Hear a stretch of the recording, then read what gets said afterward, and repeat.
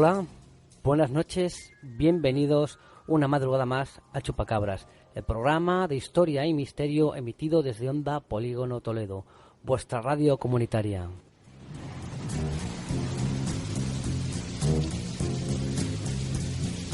Riders on the storm, riders on the storm, into this house we're born. El Chupacabras es un programa donde nos adentramos en los diversos misterios que pueblan nuestro universo. Analizaremos la actualidad del mundo del misterio. Conoceremos la otra historia, narrando sucesos y personajes que han quedado relegados al olvido, alargando la vigilia de nuestros oyentes. En definitiva, un viaje de ida y quién sabe si de vuelta a las diversas realidades que nos envuelven. Take a long holiday, let your children play. If you give this man a ride, sweet man. Bueno, Rubén, ¿qué tal? Buenas noches, una madrugada más aquí. Hola, ¿qué tal, oyentes? ¿Qué tal, John? Pues sí, aquí una noche más de que vamos a hablar de conspiraciones, de guerras, de magnicidios, de samuráis, una buena melea ahí. Exacto, porque hoy además tenemos el honor de tener en la otra historia tu último libro, La Guerra Imjin, la invasión samurái de Corea, y Ryukyu, que es tu última obra en la que nos detallas la invasión en el 1592 y la de Ryukyu en 1609 que hizo el Japón recién unificado contra el reino de Corea. Fue el primer intento de colonización japonesa. Normalmente es conocido el siglo XIX y XX, pero ya el siglo XVI se realizó este primer invento que acabaría en Pearl Harbor casi 400 años después. Sí, porque además fue una intentona donde hubo operaciones anfibias, podríamos decir, un ensayo unos siglos antes de lo que sería lo acaecido en el siglo XX, sí. Bueno, y conspiraciones, historias desconocidas. Hoy vamos a hablar de secretos y misterios del Imperio Austrohúngaro. Madre mía, ese imperio tan extraño, tan multinacional y tan desconocido, porque tiene tantas peculiaridades. La descomposición del Imperio Austrohúngaro generó guerras hasta el final del siglo XX. Yugoslavia mismo fue la última y fue una de las causas la descomposición de este imperio. Pues sí, hablaremos hoy del Imperio Austrohúngaro y contaremos también con la colaboración de nuestro amigo y viajero Vidacocha, que nos hablará de objetos de poder que se encuentran en el tesoro real de la Casa de Austria, que son objetos bastante curiosos y bastante místicos, y podemos decir que es la crème de la crème de los objetos de poder. Y algunos malditos. Efectivamente.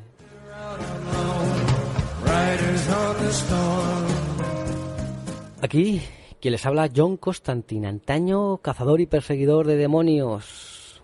Perseguidor de demonios, con esa mágica lanza de Longinos, la lanza del destino, y hoy reformado ciudadano, quien se encargará de guiar a este chupacabras en estas madrugadas de Onda Polígono Toledo, vuestra radio comunitaria.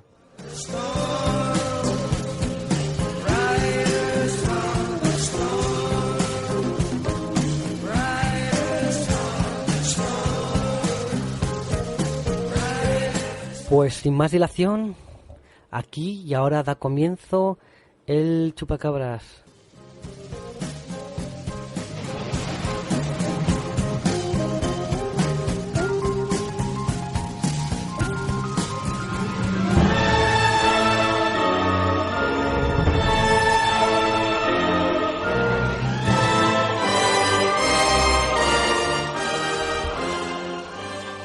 Hoy en la otra historia hablaremos de la Guerra Imjin, la invasión samurái de Corea.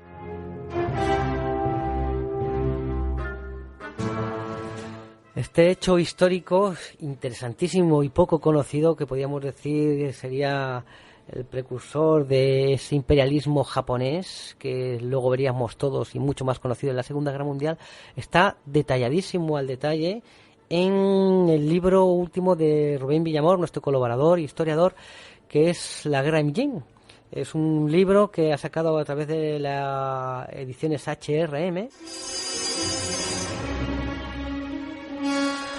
Rubén, un Japón recién unificado que había estado guerreando durante mucho tiempo y que consiguió unificar Hideyoshi, un guerrero que empezó a tener pues una especie de visión imperialista de lo que es el entorno asiático para Japón. Japón llevaba un montón de tiempo guerreando y tenía un ejército moderno de esa época, un ejército de tierra que podía enfrentarse a cualquier potencia con éxito. Es curioso porque además un detalle que al final decide a este señor adentrarse en este proyecto fue la muerte de su hijo de 2 años. Y ya, pues no sé si esa muerte le marcó. Una forma para aliviar el dolor, realmente, sí. Pero él ya había pensado esto mucho antes. De hecho, antes de unificar Japón, que fue en 1590, Japón queda unificado, pues él adquiere ya la tenía antes, una mentalidad colonial, sobre todo observando a sus vecinos, que eran los españoles en las Filipinas y los portugueses, que tenían delegaciones comerciales en China. Él ya era muy avanzado, para una nación asiática en esa época era un pensamiento completamente avanzado, casi un pensamiento del siglo XIX en el siglo XVI.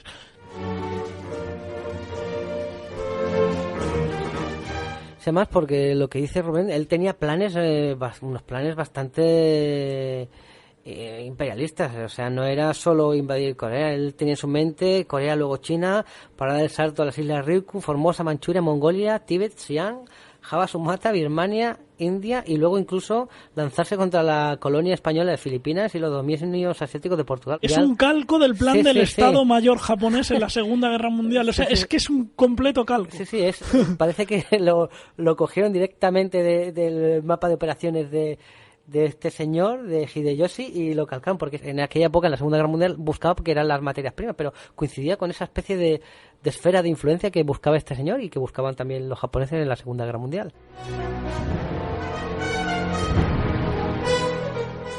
Claro, en este conflicto se enfrentaron 2 ejércitos.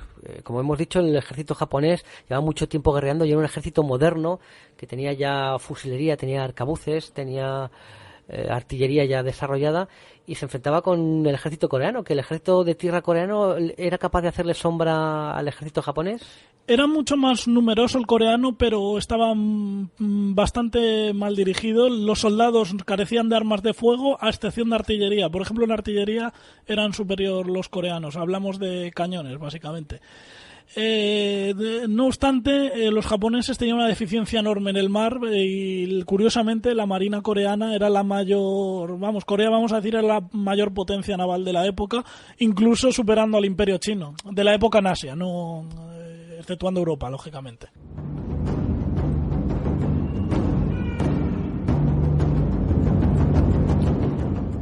Claro, esta operación, esta invasión quería detener el control del mar. Y como nos está diciendo Rubén, el control del mar lo tenía la marina coreana, que era superior infinitamente a la japonesa, pero esta invasión empezó con una especie de desastre marítimo que además no fue provocado por los japoneses, fue provocado por la incompetencia de los almirantes coreanos. Así es, de 2 almirantes coreanos llamados Pak Hong y Wang Kyun. Y bueno, esto ocurrió el primer día. Las primeras 24 horas de invasión podía haberse evitado esta guerra, porque es verdad que se presentó la marina japonesa con más de 1000 barcos, 300 buques de guerra y 700 embarcaciones, pero muy inferiores en calidad a los coreanos. De hecho, por cada barco japonés, por cada barco coreano perdido, podían haber hundido 30 japoneses. O sea, era una victoria segura. Los coreanos además tenían 250 buques, de los cuales había 50 los famosos barcos Tortuga, que eran así acorazados, los Panoxon. Y bueno, el caso es que los japoneses desembarcaron al sur de Corea, en Pusan, a las 4 de la madrugada del 24 de mayo, y al amanecer, cuando la marina coreana vio todas estas embarcaciones, Vamos a decir que los almirantes se cagaron las patas abajo y dijeron, esto es una derrota segura, vamos a retirarnos de aquí, y no solo retirarnos, sino además hundir nuestros propios buques por si acaso nos los capturan.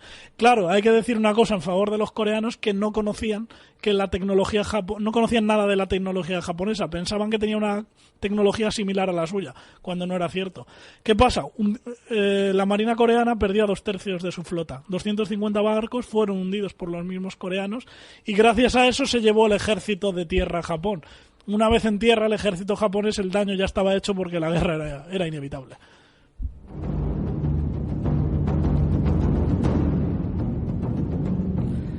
Por muy numerosos que fueran los barcos japoneses, eran totalmente inferiores técnicamente. Claro, lo que sí eran superiores eran, podríamos decir, en el ejército de tierra. Tenían arcabuceros que en ese momento los coreanos no tenían. No tenían. De hecho, los japoneses avanzan, toman Pusan, el primer puerto, y desde esa base van desembarcando hasta un total de 9 divisiones japonesas.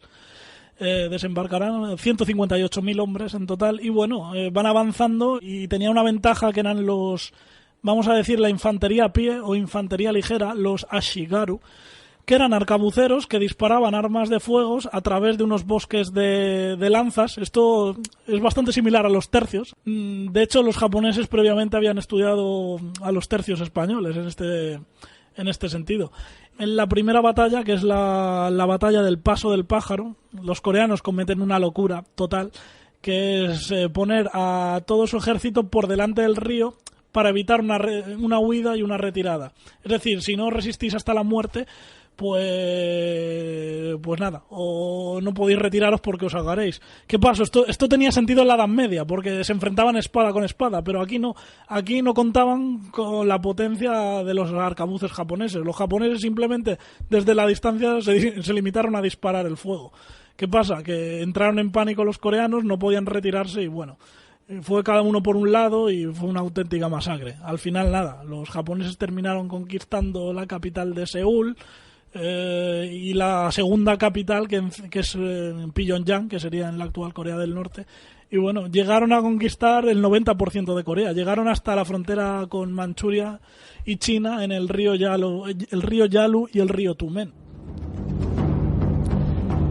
Claro, este avance vertiginoso de los japoneses han dado, podemos decir, por estas circunstancias, por el error que cometieron los almirantes coreanos, por la superioridad técnica que tenía la infantería japonesa, y aparte porque China, que en teoría era un aliado del Reino de Corea, en ese momento no pudo intervenir hasta pasado prácticamente un año, porque se había iniciado una rebelión, un motín en Ningxia, y claro, pues no podía mandar tropas, tenía que acallar ese motín. Entonces tuvieron mucha suerte también los japoneses, porque se alinearon. Si no se llegan a alinear todas estas circunstancias, hubiese sido una estrepitosa derrota básicamente al principio. Sí, China tenía el problema del motín de Ningxia, que fue una rebelión de los mongoles realmente. No fue también participaron chinos en el motín, pero fue una rebelión que llegó a dominar casi un 10-15% de China. Si vemos el mapa dices, es una rebelión que claro, todo el ejército chino estaba concentrado enfrentándose a los mongoles, que serían siendo derrotados al final, pero ya un año después de haberse producido la invasión de Corea y tener los japoneses cerca de la ciudad de Uya, que era la última urbe antes de la frontera con China. O sea, hasta ahí llegaron los japoneses. Un peligro que lo tuvieron en las puertas. Pero en este momento da un giro inesperado la guerra. Los restos de la marina coreana empiezan a hostigar a los barcos japoneses y a encauzar victorias. Hay una guerrilla también coreana y empiezan a llegar tropas chinas, como ya han terminado con este motín, y todo esto lo que hace es estancar a los ejércitos japoneses, que dejan de tener logística y acción de movimiento. Entonces podemos decir que pierden totalmente la iniciativa. Así es. La guerrilla creó disturbios. No fue una guerrilla muy grande, fueron aproximadamente unos 22.000 milicianos. Curiosamente, de estos 22.000 casi la mitad eran monjes budistas que se llamaban del Ejército de la Verdad, que bueno, como los japoneses tenían dos religiones en aquel momento, que eran las tropas invasoras, que eran, la mayoría eran cristianos de la isla de Kyushu, curiosamente, católicos, los japoneses, y los otros eran shintoístas, de la religión shinto, evocaron una especie de guerra religiosa budista contra el invasor. Aparte participaron numerosas mujeres, por ejemplo Chu Nongnai, esta asesinó al general Keyamura Rokosuke, se abrazó a él y se impulsó de una muralla, ya se suicidó, pero bueno, se llevó la vida a un general. Y bueno, es verdad que causó muchos problemas logísticos, pero sobre todo fue la flota coreana. A Corea, solo después de este desastre que hemos citado anteriormente, solo le sobran 50 barcos, pero tiene un almirante que para mí es el mejor marino de la historia. O sea, a Nelson le da 1000 vueltas. Este hombre con solo 50 barcos se va enfrentando a estos 1000 barcos japoneses de manera aislada, lógicamente, porque va atacando en distintos días, por las noches normalmente, distintos puertos, va incendiando los buques, les va dañando la logística. Después de haber efectuado muchas incursiones, consigue una batalla decisiva, que es la batalla del Hansado. Hace una táctica que es el ala de grulla, por la forma en que despliega sus buques. Acaba con más de 100 barcos japoneses, y esto hace a los japoneses perder completamente el control del mar. A partir de ahí, todo el ejército en tierra, a pesar de que al ejército chino se podía haber enfrentado y haberle vencido, porque el ejército chino era un ejército de una calidad muy deficiente, el problema es que no tienen nada con que hacerle frente. No tienen comida ni alimentos, por tanto solo les queda la retirada. Parece calcado, como hemos dicho, de la Segunda Guerra Mundial, cuando todas estas pequeñas islas pierden el control del mar y luego van cayendo una por una porque no tienen esa logística donde te puedan... Sí, o Napoleón en Moscú, que tiene todo, pero es que se queda sin comida. Y sin municiones, y sin...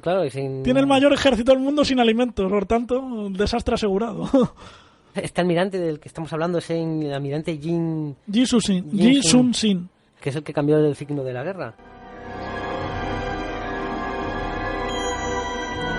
Es curioso porque también en esta guerra hay un episodio, podemos decir que nos veríamos nosotros involucrados, no directamente, pero sí un proyecto que hubo por parte de Felipe II, aprovechando, podríamos decir, la debilidad que estaba demostrando China, pues había un plan de la monarquía hispánica para invadir China, concentrando fuerzas expedicionarias en Filipinas para luego saltar a las costas de la provincia de Fujian. Pero cambia el signo de la guerra, entonces Japón empieza a perder terreno y aparte el ejército español estaba ocupado en otros frentes bélicos, como era la guerra en Flandes. Entonces, claro, necesitaba todo para darlo allí. Los Países Bajos fueron Exacto. Decisivos. Entonces, si hubiese reservado una parte de esos tercios que se desangraron año tras año ahí en Flandes y lo hubiese mandado ahí a China, fíjate la historia cómo podía haber cambiado. Pero aún así, por muy debilitada que esté China, siempre que han intentado alguien invadir China, además siempre lo han intentado cuando está debilitada, pues luego nunca acaba triunfando. Es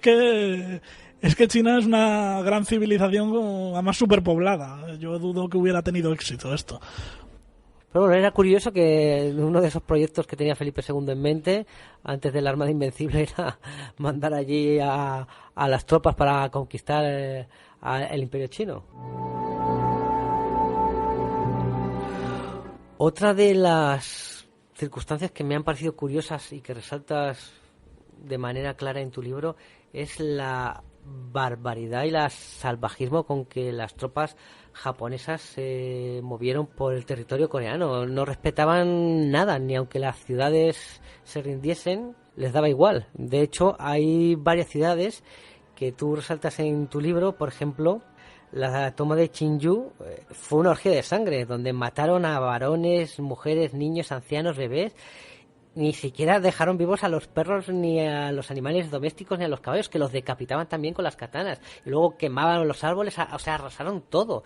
De hecho, más de 1 millón de civiles murieron, de civiles coreanos murieron en esta guerra. O sea, se comportaron como auténticos sanguinarios las tropas japonesas.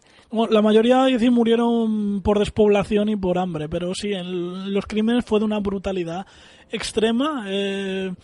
De hecho, antes no habían tenido este comportamiento los japoneses en sus guerras civiles. Después de esta guerra tampoco tuvieron este comportamiento realmente hasta el siglo XX, hasta que en la Segunda Guerra Mundial, que hicieron exactamente igual que en esta guerra, vamos, con China, por ejemplo.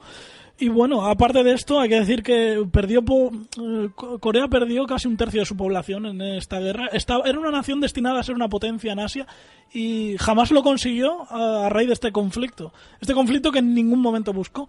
Es decir, fue toda una invasión sin previo aviso de Japón. Aparte, también, esta población no toda fue asesinada, muchos acabaron como esclavos, la mayoría en Japón, pero muchos fueron vendidos a Turquía, a Arabia, e incluso muchos de esos esclavos acabaron en España, Portugal, Italia. Actualmente en Italia hay un apellido que se llama Corea, que es descendiente de estos esclavos de origen coreano. Y bueno, aparte es lo macabro de esto, de la actitud japonesa. Hay un templo en Japón que se llama el templo Mimizuka, que actualmente está lleno de orejas y narices disecadas de los coreanos que cortaron ahí en esta guerra. Siguen ahí. El gobierno coreano, por cierto, lo reclama. Pero bueno, Japón se niega y bueno, es absurdo reclamar algo de hace 400 años, me parece un poco, pero bueno. No, además es que es curioso porque en tu libro detallas este incidente de las orejas y las narices y había una especie de rivalidad entre las diferentes contingentes militares japoneses para quién era el que más orejas y narices arrancaba, pero además... Hacían concursos. Sí, pero no de los muertos, sino de torturar a la gente y les arrancaban las orejas todavía vivos, una auténtica salvajada. Sí. O sea, no, fíjate, es que es un conflicto que actualmente las mentalidades de los coreanos causa pavor a día de hoy. Les mientas este conflicto y han pasado 400 años y muchos lo consideran traumático por lo que pasó. No lo han vivido, pero han oído estos horrores. Y bueno, junto con la guerra civil que tuvieron en los años 50, la guerra de Corea, es quizá el conflicto más devastador que ha sufrido esta nación. Bueno, quizá no, es que lo es.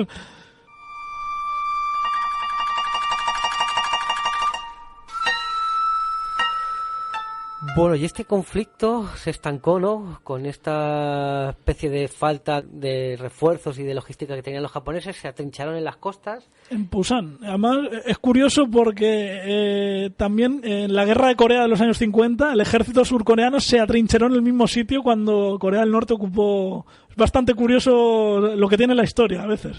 Para luego volver a hacer una invasión los japoneses, que luego serían otra vez repelidos porque como no habían recuperado el control del mar, porque además fue eso, el almirante decisivo, que además tuvo una muerte mítica muy similar a la de Nelson, que en la última batalla, ya cuando las tropas japonesas, podríamos decir, ya tenían claro que tenían que volver porque había muerto Hideyoshi, entonces pues se estaban dilucidando en Japón cuitas y todas esas tropas seguramente volvían para allí porque iba a empezar una guerra civil en Japón en breve. Entonces dio en ese momento el almirante el golpe final a estas tropas japonesas que estaban regresando hacia Japón y en una batalla acabó perdiendo la vida, pero además de un disparo de otro barco, un disparo de arcabuz en el corazón, exactamente igual que Nelson, y además sus propios oficiales ocultaron el cuerpo agonizante para que no lo vieran los marineros, exactamente igual que Nelson en Trafalgar. Sí, que esta batalla sí, la batalla de Noryang fue la última. Sí, que es donde ya los japoneses perdieron todos sus barcos, 300 barcos, 200 hundidos y 100 capturados, y es donde ya realmente...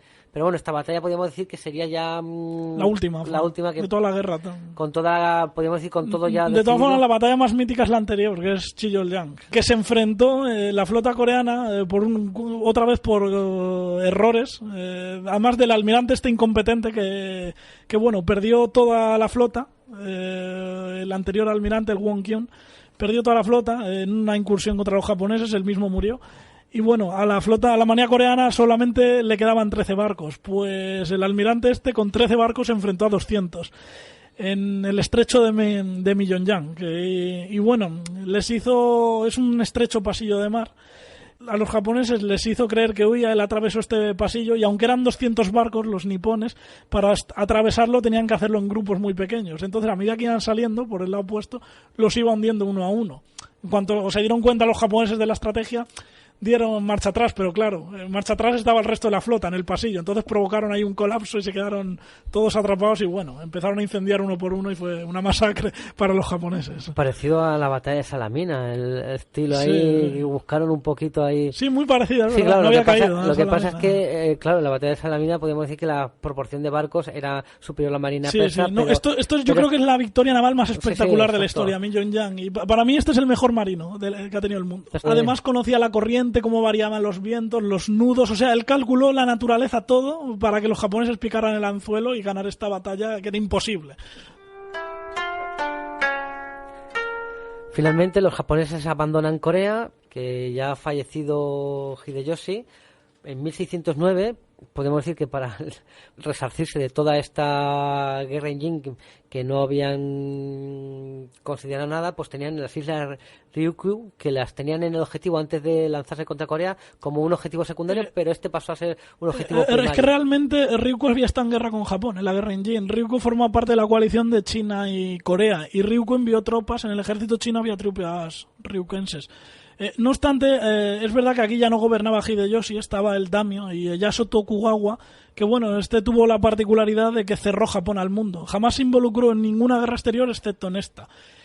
Por dos motivos. Primero, porque Ryukyu, es verdad, la población es de origen japonés, habla la lengua japonesa, lo considera parte de Japón. Y la segunda es que en la guerra en Jin, Hideyoshi se había intentado ganar a este reino como aliado y su rey, que era el rey ryukense, que era Shonei, había enviado todo el boceto de invasión a China. Y claro, esto lo consideraba una ofensa imperdonable. Y el caso es que en 1609, además cuando China ya estaba muy mal, que no iba a defender este reino, antes no era un reino vasallo de China realmente, pero bueno, tenía además una guerra con los manchús en el norte de China en aquel momento. Era el momento propicio para invadir Ryukyu. El caso es que se hizo una operación anfibia que, a mi modo de ver, en la época fue muy espectacular en un reino asiático. En Europa sí que esto era más habitual, este tipo de operaciones, pero para un reino asiático era algo que no consiguieron nunca, que ningún reino de este continente consiguió nunca, que bueno, fue hacer operaciones anfibias y desembarcos en múltiples islas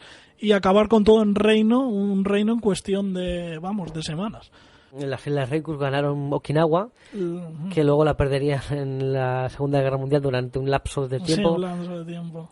Y claro, además... Además, muy curioso, hay una batalla en Okinawa, que es la batalla del castillo de Shuri, que también se lucharía en la Segunda Guerra Mundial. Al revés, los defensores eran los japoneses, en este caso, y los americanos los atacantes. Pero en la guerra en Jin es al revés, estaban los ryukenses defendiendo y los japoneses atacando.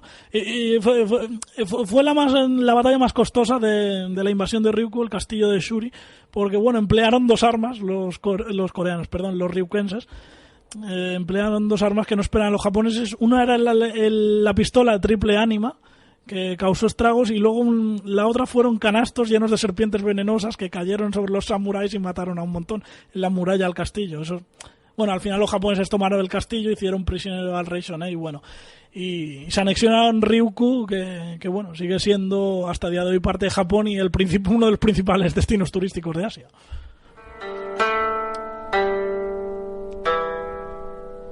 Magnífico libro que recomendamos aquí, Rubén, donde detallas todo y además son hechos súper curiosos, como detalles también, hay una especie de emboscada que le hacen a los japoneses, ahí cuando has hablado ahora de las serpientes, que les meten ahí en un cofre serpientes.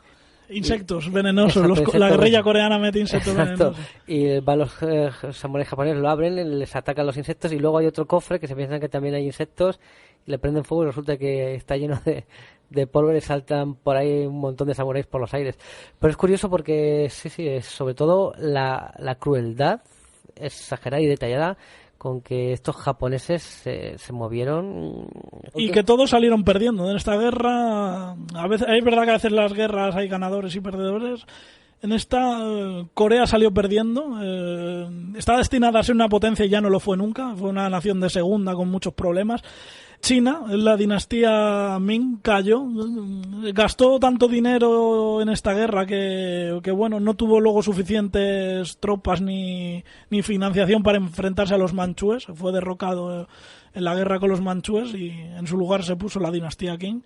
Y bueno, y Japón no consigue, bueno, se anexionó a las Islas Ryukyu, pero bueno, no pudo, tuvo que suspender su proyecto colonizador casi 300 años y además, como consecuencia de esta guerra, vino el clan Tokugawa que cerró Japón al mundo y bueno, lo retrasó en varios años.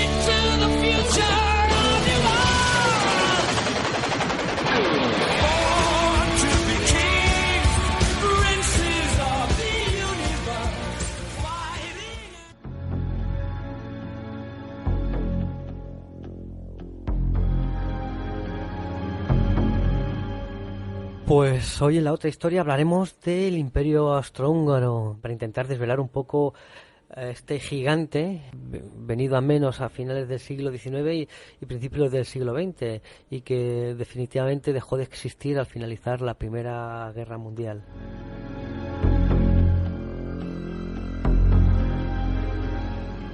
Pues el Imperio Austrohúngaro es un imperio muy único y muy particular, porque tiene una identidad que quizá no han tenido, por lo menos de la misma forma y tal como estaba planteado, no han tenido otros imperios en la historia. Estaba compuesto, por 52 millones de habitantes, pero pocos se parecían entre ellos.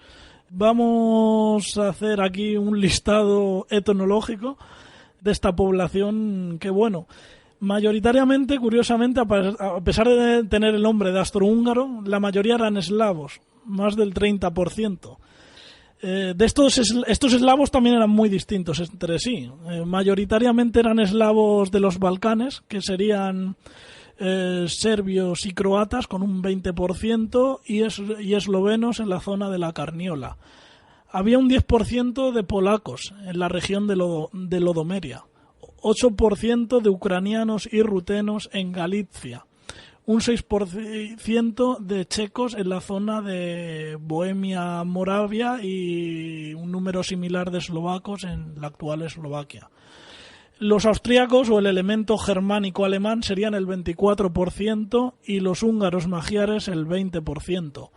También había un porcentaje considerable de latinos. Entre estos un 14% eran rumanos que habitaban la Transilvania, el Banato y Bucovina, y también un porcentaje considerable de italianos que estaban ubicados en la zona de los Alpes, Tirol, Bolzano, Trieste, Istria y Carintia. Así ya como un porcentaje de musulmanes bosnios de origen turco y un 4% de judíos.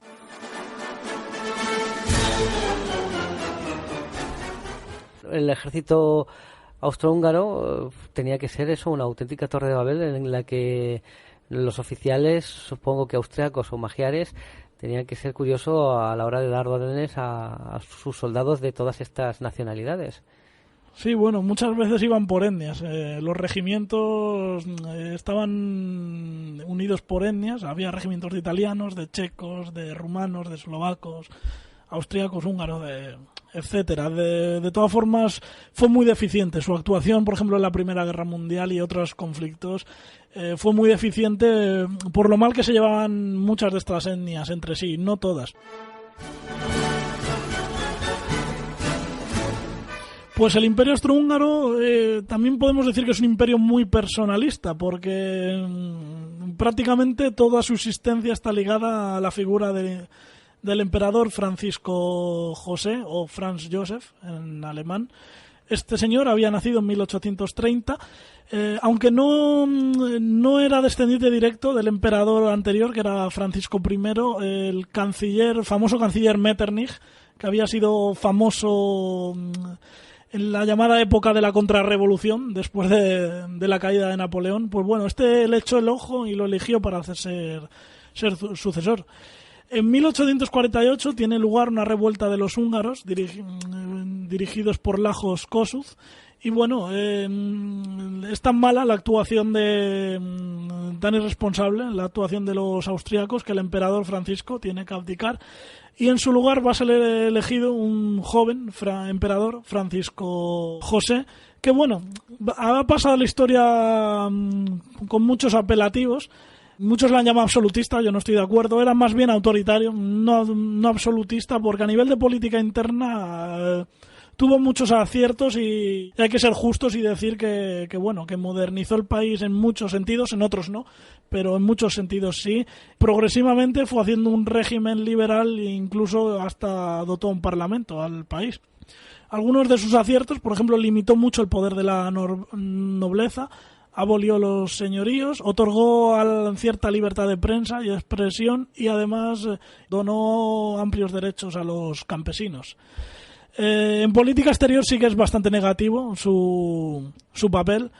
Por ejemplo, en la guerra franco-austríaca de 1859, el ejército austrohúngaro fue derrotado. Por ejemplo, ahí el imperio perdió amplias zonas del norte de Italia, sobre todo en la derrota en la famosa batalla de Solferino. Y bueno, todavía fue peor la actuación en la guerra austro-prusiana, que libró contra la vecina Prusia y contra la recién unificada Italia. Aquí, tras la batalla de Sadowa, que fue un desastre, pues bueno, tuvo que ceder la provincia de Holstein a Alemania y el Véneto a Italia. De hecho, el único éxito en política exterior podemos decir que es la anexión de Bosnia-Herzegovina en 1908.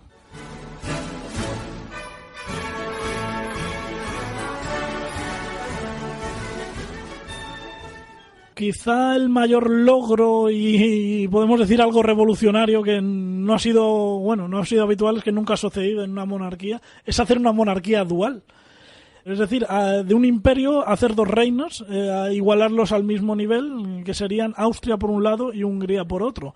Esto fue gracias a su esposa, Sisi, que es verdad que esta mujer destacaba por un temperamento bastante libertario, que además encajaba con la mentalidad de los rebeldes húngaros que tantos problemas daban al emperador. Por un ejemplo, Sisi llegó a admirar tanto a los húngaros que todas las damas de su corte eran de origen magiar, y además aprendió el idioma húngaro, que esto sorprendió en la época, porque esto era muy raro en un mandatario. Además, tuvo una amistad muy grande con el presidente de Hungría, el presidente Gyula Andrássy, que esta amistad no solo es que compartían los gustos por la cultura húngara, sino que básicamente compartían cama, era su amante.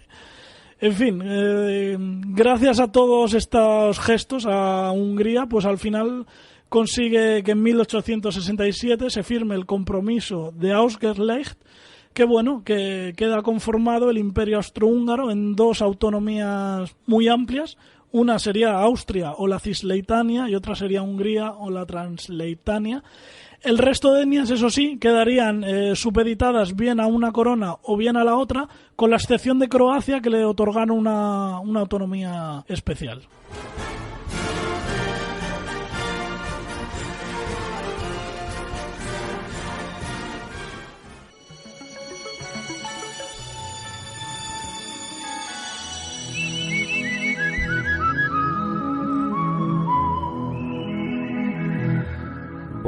Bueno, esta música que nos evoca viaje a un planeta imaginario y la visita de nuestro querido y amigable Viracocha, viajante Viracocha.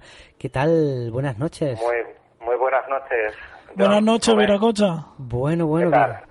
pues aquí estamos hablando de historia como siempre. Ahí, además de historia rebuscada, que es la que nos gusta, ¿no? Porque Mucho vicio es lo que tenéis se hablamos... con la historia vosotros. Sí, exacto. ¿Qué vicio tenemos, no? Pues, ¿con qué nos vas a sorprender hoy? Hoy el tema central de la sección Mundo Desconocido es el Imperio Austrohúngaro, pues conocerlo un poquito y sobre todo desvelar misterios y claves de este Imperio Austrohúngaro que suena tan boyante y tan elocuente. ¿Con qué nos vas a sorprender hoy, caballero Viracocha? Esta noche vamos a profundizar en el tema de los objetos de poder que siempre poseyeron, siempre gustaron poseer lo que sería el Imperio Austrohúngaro dentro de su tesoro imperial. Sí, esa tradición germánica que también tenían nuestros queridos visigodos, ese de ir a tesoro, todas partes con el tesoro. Exacto, ese tesoro no monetario, sino tesoro de poder que legitimaba a ese rey visigodo. Pues ese tesoro, ¿no? Ese tesoro real, también germánico, ese que legitimaba ese poder.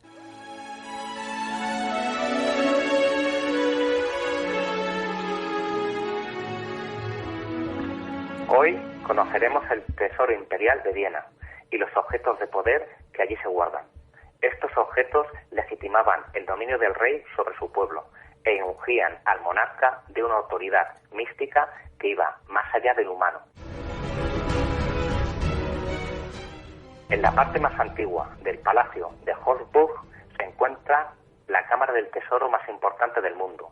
En ella encontramos las dos coronas imperiales, la corona del emperador Rodolfo II, que más adelante sería la corona del Imperio Austriaco, el manto imperial, la Santa Lanza, todos objetos que testificaban la autoridad política y espiritual del emperador del Sacro Imperio Romano. En esta Cámara del Tesoro también encontramos objetos de alto nivel histórico, como la cuna del hijo de Napoleón, o de otra índole, como la mayor esmeralda del mundo tallada por la mano humana.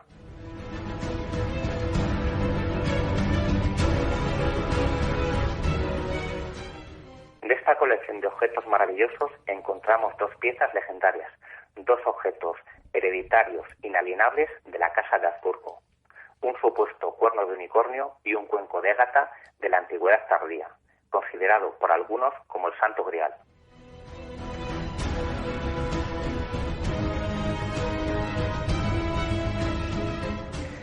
Ferdinando I dividió el tesoro familiar al mismo tiempo que dividía el imperio entre sus hijos. Estos dos objetos, el cuerno y el cuenco de ágata, no fueron a parar a ninguna otra mano y quedaron en el tesoro imperial. En 1564, los hermanos Carlos II de Austria, Maximiliano II, Ferdinando de Tirol, establecieron que estos objetos nunca fuesen separados del tesoro imperial, del que siempre formarían parte como los dos objetos de poder más importantes del mismo.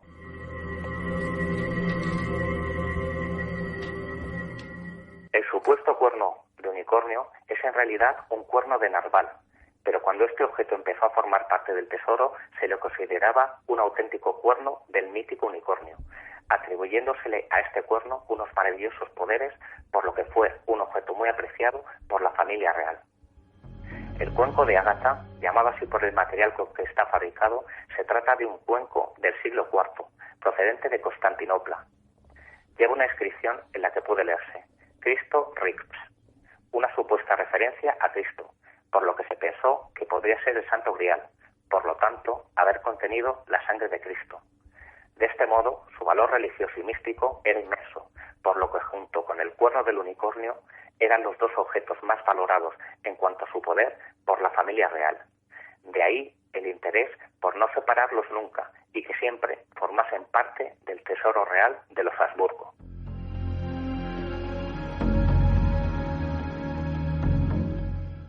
Nos trasladaremos en este momento a una sala con una tenue luz, en la que destacan tres objetos, en una misma vitrina. Un inmenso crucifijo de oro y piedras preciosas, a su izquierda un pequeño crucifijo de madera y a su derecha la Santa Lanza, o Lanza del Destino. Este pequeño crucifijo, ornamentado de metales preciosos, pero compuesto en su cuerpo central de madera, supuestamente originaria de la Santa Cruz. Podríamos construir un enorme caballo de Troya con todas las reliquias que supuestamente tienen su origen en la Vera Cruz, pero lo que hace destacar de la infinidad de reliquias a este objeto es que en su cuerpo central observamos un agujero, que fue provocado supuestamente por uno de los clavos que perforaron el cuerpo de Cristo, por lo que el valor religioso y místico de esta pequeña cruz aumenta de manera exponencial, ya que supuestamente este objeto estuvo en contacto con la sangre de Cristo, y algo de esa sangre todavía impregnaría al mismo.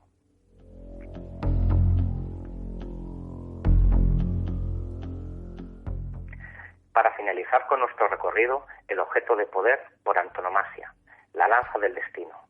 Una lanza de 30 centímetros de longitud, recubierta por una fina lámina de oro y con un clavo de metal atado con alambres, con una inscripción que reza: Lancia et clavus Domini, lanza y clavo del Señor. Este objeto fascinó a Hitler durante toda su vida.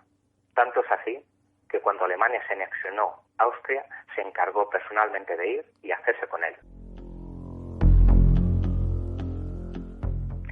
Santa Lanza, también conocida como lanza de Longinos o lanza de San Mauricio, fue el arma que atravesó a Jesús de Nazaret cuando yacía sin vida en la cruz, según las Sagradas Escrituras.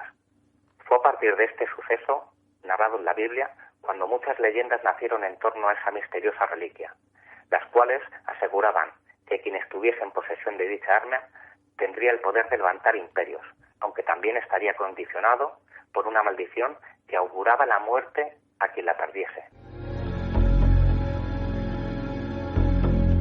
El primer personaje importante en poseer la lanza de Longinos fue el emperador Constantino de Roma, quien sostuvo la pieza como talismán durante la batalla del puente Milvio, justo en el instante en el que sobre el cielo apareció la Santa Cruz, con el mensaje de In hoc signo vinces, con este símbolo vencerás, y que llevó a su líder a pintarla en los escudos de sus tropas, con la consiguiente victoria.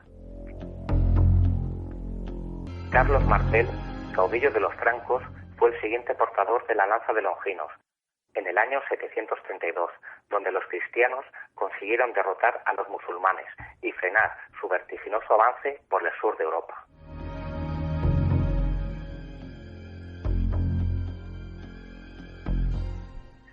A partir del siglo IX, el emperador Carlomagno se hizo con el preciado objeto, llevando consigo la Santa Lanza a lo largo de 47 campañas militares de las que salió victorioso, hasta que, tras dejarla caer accidentalmente, fue víctima de la maldición al perder la vida en el año 814.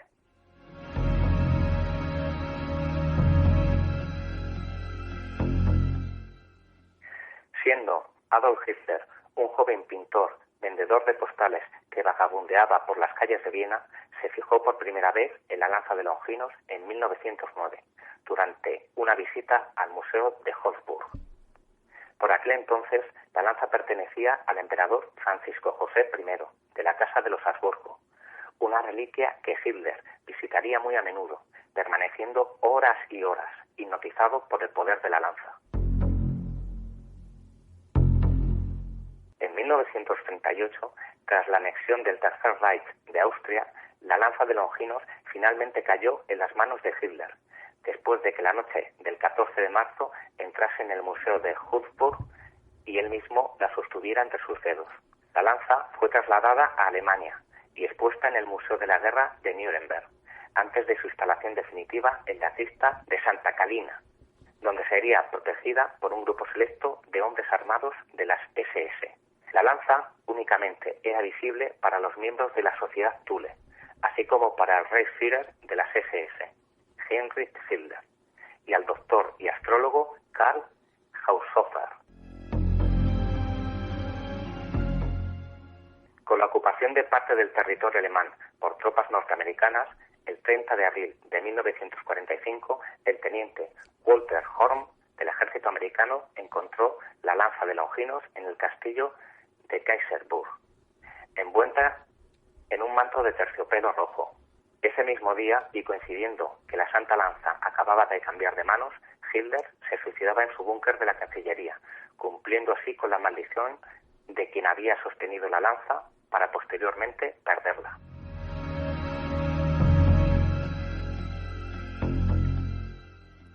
Los Estados Unidos se convirtieron entonces en los nuevos dueños de la lanza de Longinos, justo cuando Norteamérica salió como primera potencia vencedora de la Segunda Guerra Mundial y la única potencia nuclear de ese momento.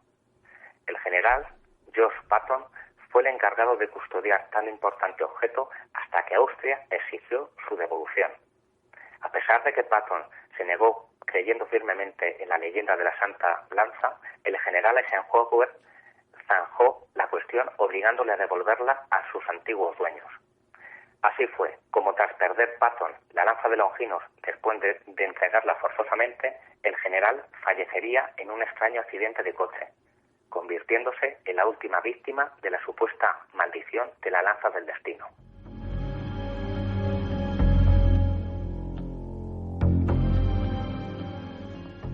Objetos de poder, mito o realidad.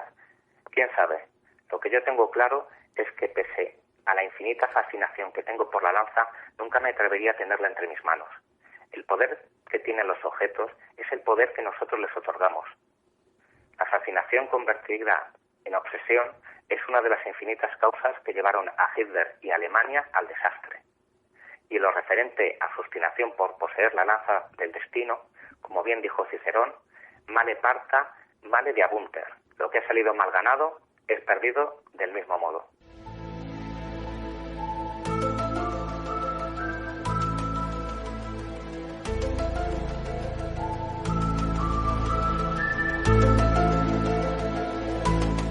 En las madrugadas de los miércoles, abre la puerta al chupacabras.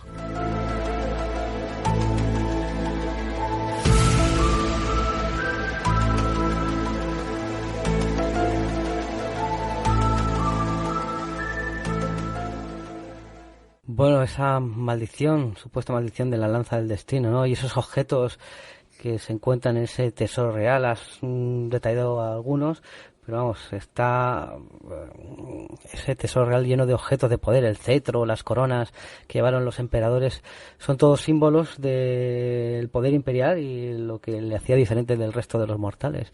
Y esta lanza del destino que, vamos, estoy convencido que no sería la que atravesó el costado de Cristo, pero lo que sí está claro que la leyenda que rodea esta lanza es muy seria y han sido muchos los personajes históricos, Rubén, que han usado esta lanza y luego se han visto un poquito superados por las circunstancias.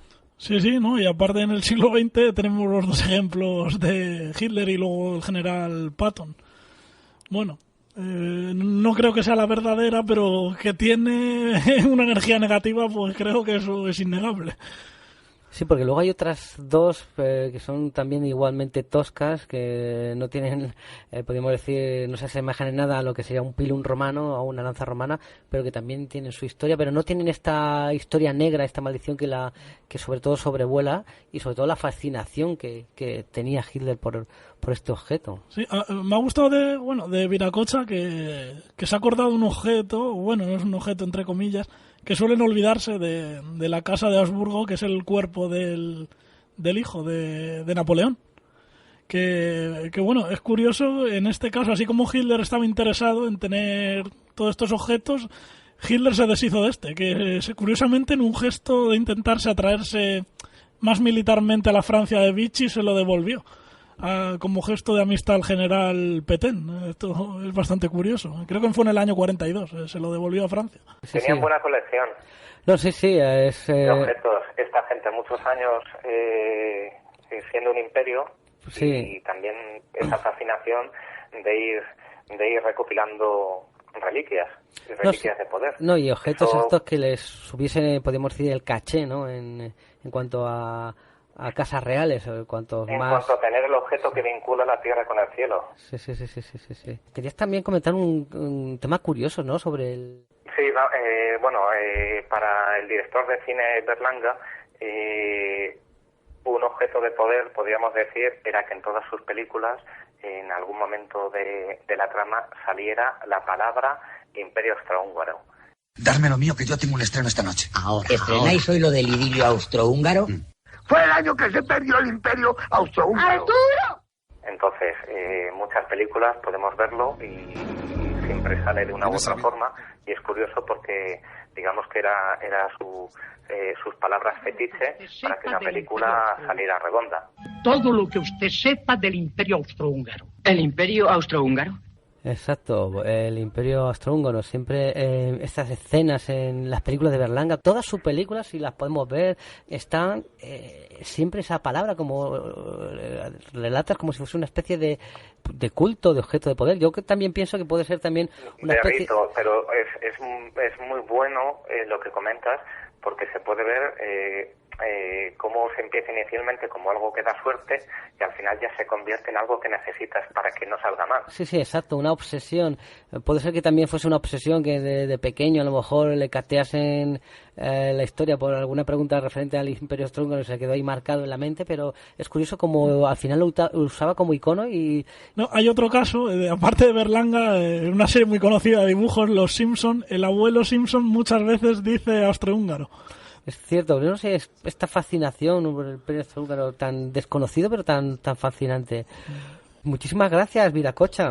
Muchísimas gracias por seguir ahí como faro guía de la historia en estos tiempos oscuros. Siempre os lo digo y lo sabéis. Es un placer compartir este rato con vosotros y con todos los oyentes.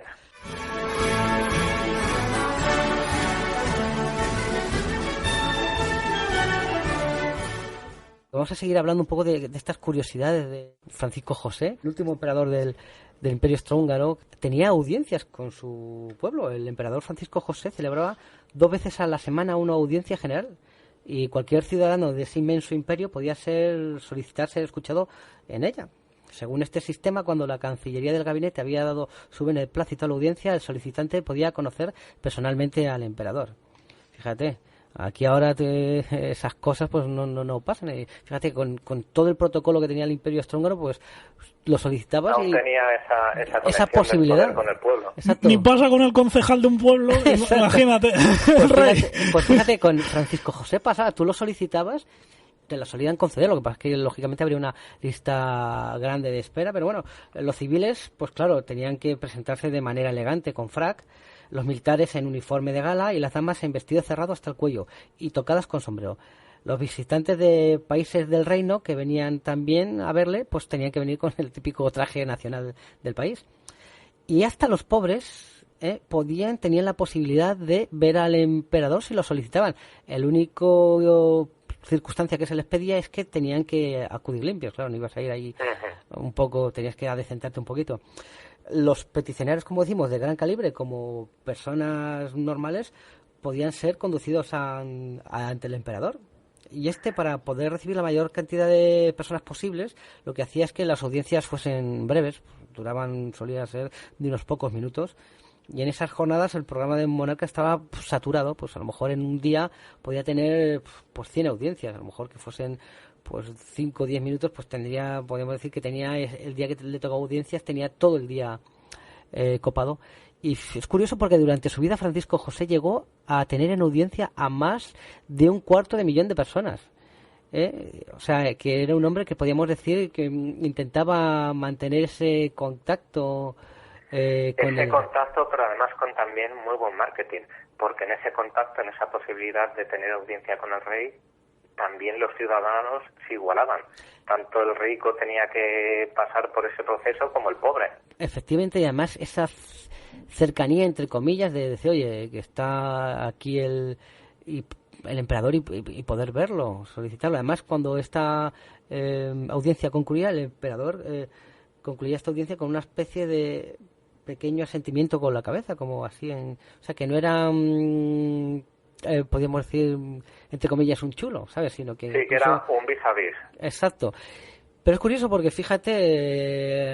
también es cierto que esta monarquía austrohúngara tenía unos anquilosamientos en cuanto al protocolo, que eso fue una de las muchísimas causas o la causa más importante, que por ejemplo para que la famosa Sisi, la mujer pues estuviese un poco amargada ahí, pues ese protocolo ahí real.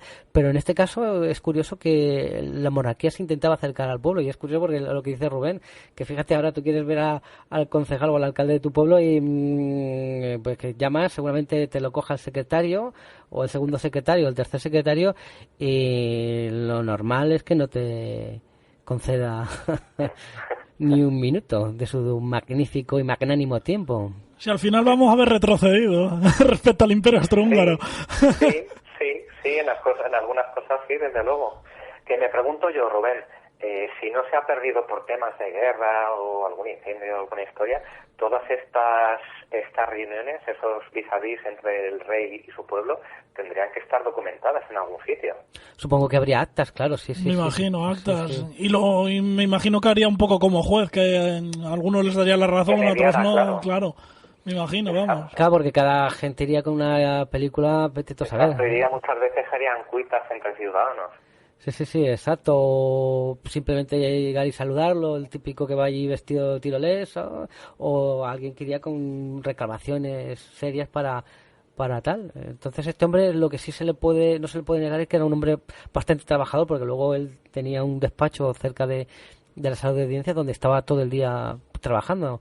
Que luego ese trabajo realmente no fuese eficaz a la hora de enlazar todo ese proyecto de imperio, pero lo que se le dice esfuerzo no se le puede negar a este caballero.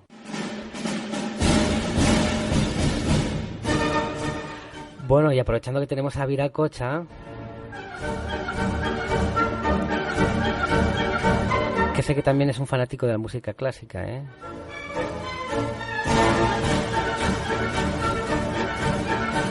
Pues aprovechando que te tenemos ahí, pues hoy vamos a hablar un poco también de conspiración, porque en el Imperio Austrohúngaro también había conspiraciones. Sí.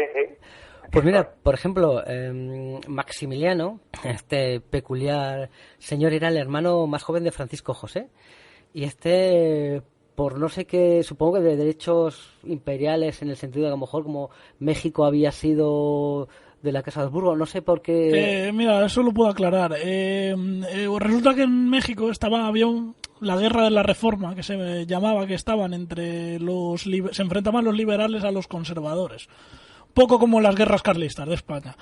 Los liberales los apoyaba Estados Unidos y los conservadores los apoyaba prácticamente todas las potencias de Europa, especialmente Inglaterra, Francia y España. ¿Qué temían los europeos? Que Estados Unidos ganase influencia en esa zona. Entonces decidieron, pues a los conservadores vamos a darles una legitimidad y buscamos un rey. ¿Qué pasa? Que no podía ser ningún rey de estas tres potencias. Francia era una república, evidentemente no podía dar rey, y las otras, para no hacerse competencia entre sí, Inglaterra y Francia, pues se buscó un rey alternativo. ¿Cuál era un país que no tenía intereses en la zona? El Imperio Austrohúngaro. Y además, históricamente en el pasado, eran los Austria que habían tenido con España 200 años atrás, habían conquistado América, tenían unos lazos históricos, y en ese momento tampoco había interés en Austria-Hungría allí. Pues se buscó esa alternativa y se buscó a Maximiliano. Ese fue el motivo, básicamente.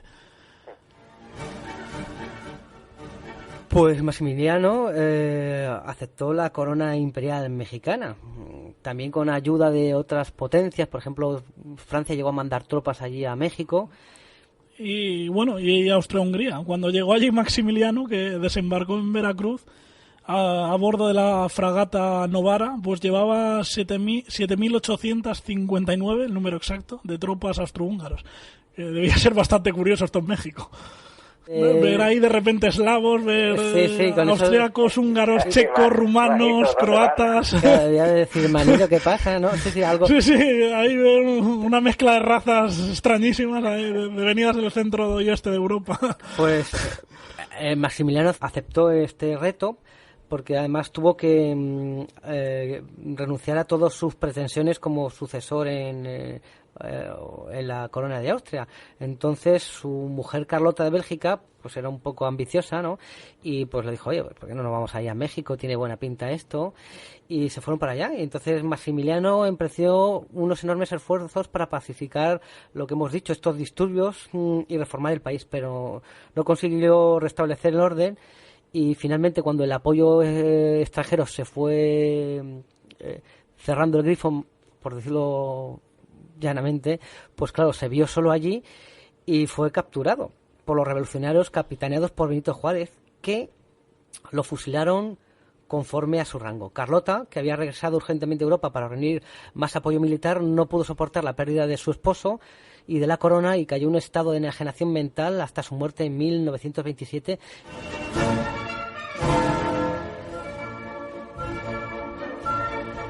Esta es la historia que nos han contado. De hecho, se supone que Maximiliano está enterrado en Viena, en una iglesia. La bandera de México dentro de la iglesia ahí en Viena, en Austria. Y dice, pero bueno, ¿qué pasa aquí? Ya ves. Sí, que parece que hubieran llevado un souvenir. Sí, exacto. Pero realmente está ahí enterrado, entre comillas, el archiduque Maximiliano. Pero ahora entramos en la teoría de conspiración. Un autor ha hecho un estudio, Rolando Deneyck, que asegura que Maximiliano no fue fusilado como se supone. Pues eso, en teoría, Benito Juárez publicó un edicto poco después de que Maximiliano de Habsburgo fuera fusilado en el Cerro de las Campanas, en Querétaro, en 1864, junto a los generales Mejías y Miramón. El escueto comunicado decía que el archiduque Fernando Maximiliano José de Austria había sido hecho justo por las armas. Poco tiempo después apareció en El Salvador un hombre culto, elegante y de esmerada educación, que se hacía llamar Justo Armas, qué curiosidad, y que pronto llegó a convertirse en un personaje muy apreciado dentro de la alta sociedad salvadoreña. Este hombre, que guardaba un parecido asombroso con el emperador de México, siempre se mostró reacio a contestar a cualquier pregunta que se hiciera sobre su pasado, y solía presentarse a sí mismo como el único superviviente de una gran tragedia. Pues este señor, Rolando Deneyck, después de 15 años de investigaciones, Salvador, Bélgica, Francia, México y Austria, es arquitecto de profesión, pero un apasionado por la historia, pues no tiene ninguna duda de que Justo Armas y Maximiliano de Austria eran la misma persona. Deneyck ha encontrado documentación que muestra que Justo de Armas ya estaba establecido en El Salvador en 1870. Cuando llegó a este país fue acogido por Gregorio Arbizu, vicepresidente y canciller del gobierno del presidente Francisco Dueñas. Desde entonces y hasta su muerte, Armas fue asesor de todos los presidentes de El Salvador y se encargó del protocolo de la Cancillería y también de dirigir los servicios de los banquetes diplomáticos. Bueno, esto sería muy conspiranoico. Lo que habría que hacer es decir, oye, ¿qué razones tiene Benito Juárez o qué razones o qué pruebas tiene este señor para avalar esa teoría, que hay un parecido físico? Bueno, pero bueno, la base de esto sería Benito Juárez fue un hombre que juró acabar con los invasores extranjeros de su país y decidió perdonarle la vida al archiduque. ¿Por qué?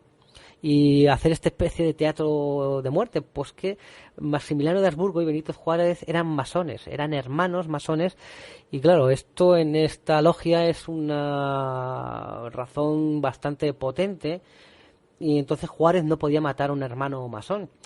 Entonces buscó una salida que era la de matar al emperador, pero salvar a su hermano masón. Y el archiduque pues juró no revelar nunca su identidad, fingieron un fusilamiento y le proporcionaron un salvoconducto para ir a El Salvador, donde vivió más de 60 años y falleció ahí a los 104 años. Hay varias copias de las fotografías de los posibles cadáveres del emperador, que las tres fotos que hay podríamos decir, del cadáver del emperador Maximiliano, ninguna se parece, o sea, parecen tres cadáveres diferentes, y encima ninguna de las tres se parece a Maximiliano.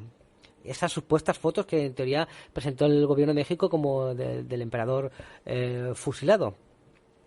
Y aparte, cuando el supuesto cadáver fue mandado a Austria 7 meses después de su ejecución, su madre, la archiduquesa Sofía, aseguraba que ese no era su hijo. Y como decimos, también un mes antes de ser fusilado en Querétaro, el Maximiliano dejó de aparecer públicamente. De hecho, en su juicio no estuvo escuchando la sentencia.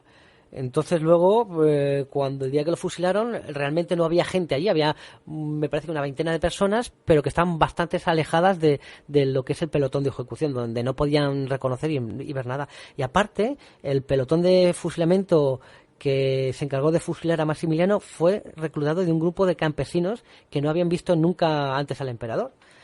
¿Más datos que refuerzan esta teoría? Pues que había un extraordinario parecido entre las facciones de Maximiliano y la de este señor, de Justo Armas.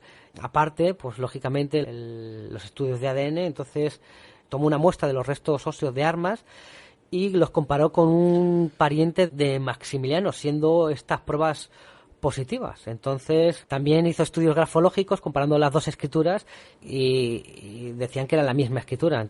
Por ejemplo, también aseguraba que en la casa de este señor de Justo Armas había muchos objetos que habían pertenecido a Maximiliano, pues él aseguró que este señor era Maximiliano.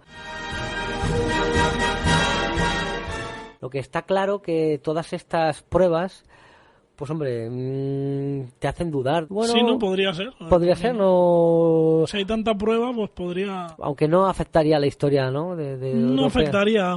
Hay cosas que en otras circunstancias sí que podrían ser un escándalo y causar un problema diplomático, pero en este sentido, que si supiese esto sería una anécdota, historia, para hacer una novela o una película. Sí, exacto, o escribir un libro, que es lo que hizo este señor.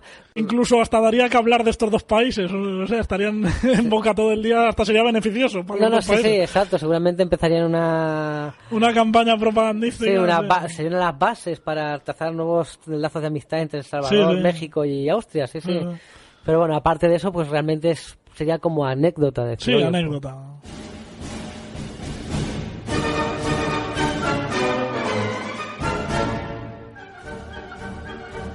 Pues yo no he hablado de Maximiliano y esta es la primera víctima de una maldición que se abatirá sobre la casa de Habsburgo. Porque con la excepción del emperador Francisco José, todos los posibles herederos van a acabar enterrados, bajo 1 metro de tierra van a acabar todos. Y además todos en circunstancias muy, muy distintas. Bueno, siendo Maximiliano el primero, habiendo sido fusilado, o quizá no, o quizá como haya dicho estuviese perdido en alguna playa de El Salvador. Vamos a pasar a la siguiente víctima, que sería el hijo del emperador Francisco José, en este caso el príncipe o comprinz Rodolfo de Habsburgo. Hijo, como he dicho, hijo del emperador y de Sisi. Este personaje había salido más a su madre que a su padre, era muy liberal, tenía unas ideas mucho más abiertas y modernistas como su progenitora. Incluso admiraba en cierto sentido al nacionalismo húngaro. De hecho, tanto la admiraba que, bueno, al igual que su madre, tenía una amante húngara, en este caso era la baronesa María Vetsera, de la cual la conoció en 1888 y estando él casado, además estaba casado de conveniencia, le habían obligado a casarse con Estefanía de Habsburgo. Pues bueno, él realmente se enamoró de esta baronesa húngara. Fue un amor bastante perdido porque al año siguiente de este romance, los dos amantes, vamos a la noche del 29 de enero de 1889, se habían visto en un coto de caza en Mayerling y bueno, habían pasado la noche en la habitación. El caso que a la mañana siguiente, el 30 de enero, el ayudante de cámara, que era un húngaro, Losek, ve que va avanzando la mañana y que ninguno de los dos sale de la habitación. Él no se atreve a entrar para evitar una situación incómoda hasta que al mediodía se presenta el príncipe Felipe de Sajonia y cuando ve que no salen de la habitación le dice al mayordomo: oye, tienes que entrar, sí o sí. El mayordomo entra y bueno, ve una escena dantesca. Rodolfo está al borde de la cama sobre un charco de sangre con una pistola en la mano. Y bueno, la baronesa María está tendida también sobre la cama con un ramo de flores en las manos. Lo más probable es que fuese un suicidio por amor, porque él realmente, Rodolfo, había manifestado querer divorciarse de su esposa, algo que no se podía hacer en aquel momento, y casarse con esta baronesa húngara, lo que hubiese sido un escándalo monumental en la corte. Como no había podido conseguir su propósito, ninguno de los dos, pues habían terminado ambos suicidándose, un suicidio por amor. No obstante, algo que le gustaría a Viracocha, aquí hay la teoría de la conspiración, y dan 3 posibles versiones. Uno, que hubiesen sido los mismos servicios secretos austríacos, eso sí, actuando a espaldas del emperador, que queriendo evitar una relación tan cercana entre un heredero al trono con una húngara, pues bueno, se hubiesen quitado de en medio a ambos. Les hubieran disparado y luego hubiesen fingido que es un suicidio. La segunda posibilidad sería su esposa Estefanía, que en un acto de celos, pues bueno, matase a los 2 amantes. Y la tercera posibilidad, esta ya es un poco más rebuscada, es que Rodolfo había sido convencido por los servicios secretos de Francia para matar a su padre, derrocarle y él hacerse emperador, a cambio, eso sí, de romper la triple alianza que tenía con Alemania y unirse al entente cordial con Francia y Gran Bretaña. Podrían ser las 4 cosas, desde la versión oficial, que es el suicidio con amor, que es lo que tiene más puntos que sea, a las otras 3. De hecho, hay una película con el mismo nombre, que es Mayerling. Con Omar Sharif, creo, ¿no? Sí, Omar Sharif, que hace de archiduque Rudolf, Catherine Deneuve, que hace de María Betsera, Ava Gardner, que hace de Sisi, y James Manson, que hace de Francisco José, un auténtico reparto de lujo que detalla pues todas estas peripecias de la corte del Imperio Austrohúngaro.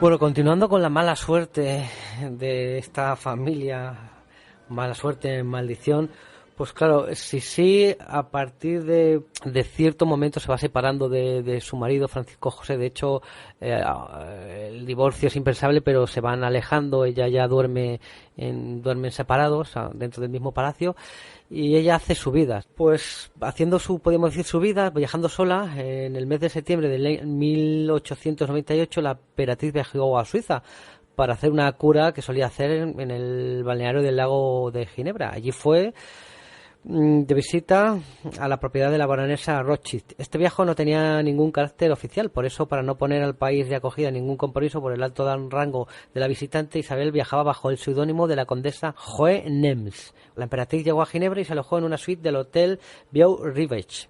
Por la tarde salió al centro con su dama de compañía, Irma Staritz, para tomar un helado y comprar regalos para sus nietos. Por una indiscreción, los periodistas se enteraron de la presencia de la emperatriz y lo publicaron en los periódicos al día siguiente de su llegada. Total, que por la zona había un anarquista, Luigi Lucchini, que estaba entonces en la ciudad planeando un atentado como señal contra los ricos y contra la nobleza. Originalmente había elegido como víctima al príncipe Henri Philippe Marie de Orleans, pero este decidió en el último momento no ir a Ginebra. Cuando Lucchini leyó la noticia sobre la estancia y planes inmediatos de la emperatriz, pues le vino como anillo al dedo y se plantó delante del hotel vigilando pues las idas y venidas de Isabel y su acompañante, y finalmente se apostó en el paseo marítimo para esperar a las 2 mujeres que iban sin escolta. Con una lima triangular en forma de estilete, cuando se acercó la emperatriz, se la clavó y le causó una herida diminuta pero mortal, porque se la clavó justo en el corazón. Isabel cayó por la fuerza del golpe al suelo, pero se levantó inmediatamente, pensando que no tenía ninguna herida, no sangraba ni nada, y se montó pues en el ferry que pensaba coger. Los transeúntes le ayudaron a levantarse y la emperatriz le dio las gracias y luego siguió su camino para no perder el vapor. Subió al barco convencida de que solo había sido un golpe, pero en el barco de repente se empezó a encontrar mal y se desmayó, y cuando su asistenta abrió el corpiño de la emperatriz se dio cuenta de que tenía una pequeña mancha de sangre en la camisola. Entonces se dio cuenta de que Lucchini le había apuñalado a la emperatriz. Entonces la emperatriz moribunda llegó al hotel, los médicos acudieron rápidamente, pero esta herida, aunque fuese pequeña, era en el corazón y finalmente le causó la muerte. Para la emperatriz este final fue bello, tranquilo y majestuoso, en un escenario natural y grandioso, y querido por ella, sin dolor y en la paz. Para el resto del mundo significó una terrible conmoción. Lucchini fue detenido en el lugar del crimen e iba con la cabeza alta, orgulloso de lo que había hecho, que había atentado contra la emperatriz. De hecho, en el interrogatorio que le hizo la policía, él declaró que no trabaja, no merece tampoco el pan que le alimenta, viva la anarquía, muerte a la aristocracia. Lo único que le faltó a este Luchini decir es viva la cerveza fría también, ¿no?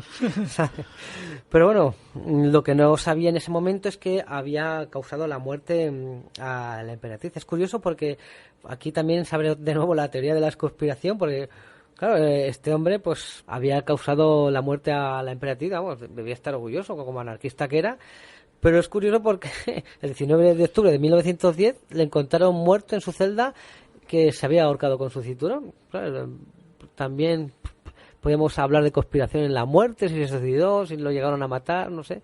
Hay que decir que era un hombre que sabía muy bien matar, ¿eh? Era un veterano y además condecorado de la primera guerra esta ítalo-etíope. Además estuvo presente en la famosa batalla de Adua, que fue un desastre de las armas italianas, y fue uno de los pocos supervivientes y que hizo heroicidades en esta guerra. O sea, era un tío que sabía muy bien matar. No, sí, de hecho la puñalada fue certera en el corazón. Lo que pasa es que fue con un estilete tan pequeño que en un principio no le causó la muerte, pero fue una herida mortal de necesidad, le atravesó el corazón.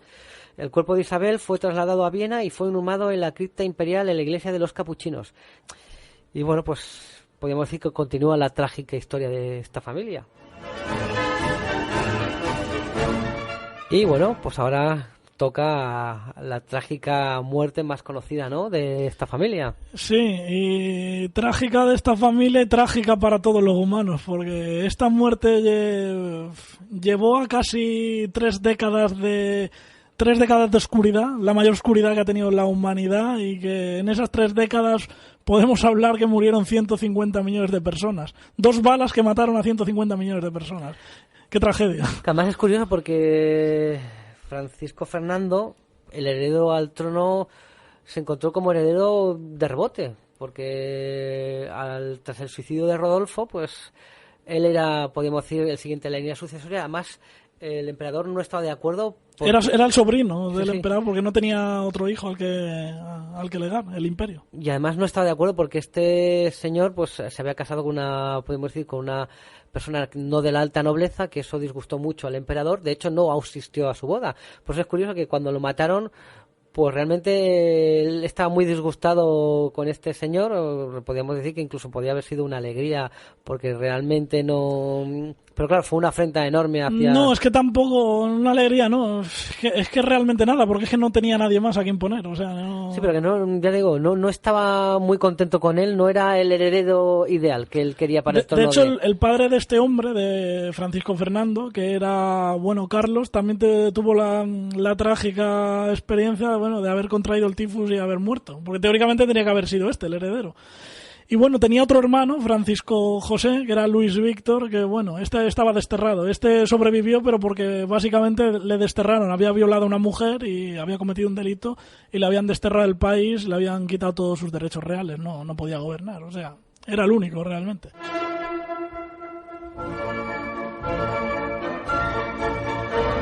Más Francisco Fernando... tenía una mentalidad, podríamos decir, innovadora a lo que al imperio se refiere. Era un hombre muy preparado, ¿eh? De hecho, comenzó, después de la muerte de Rodolfo, le prepararon para ser rey. Yo creo que hubiese sido muy buen monarca.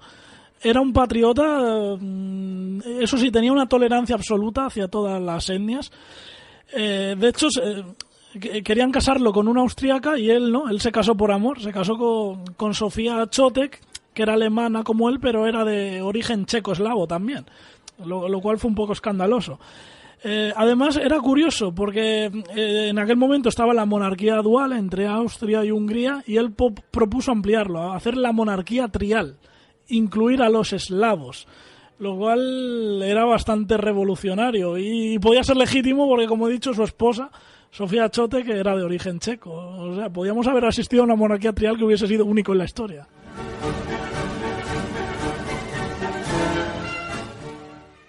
Y ya nos acercamos a ese fatídico 28 de junio de 1914, en que también el destino fue aciago, porque se concatenaron un montón de circunstancias absurdas para que al final pasase lo que pasó. Muy mala suerte. O sea, esto no tendría que haber ocurrido y ocurrió. Bueno, si te parece, vamos a explicar a los oyentes quiénes son los asesinos. Aquí sí que hay una conspiración clara, una conspiración de otro estado, que es Serbia. a pesar de que Serbia lo ha negado, que no tuvo nada que ver.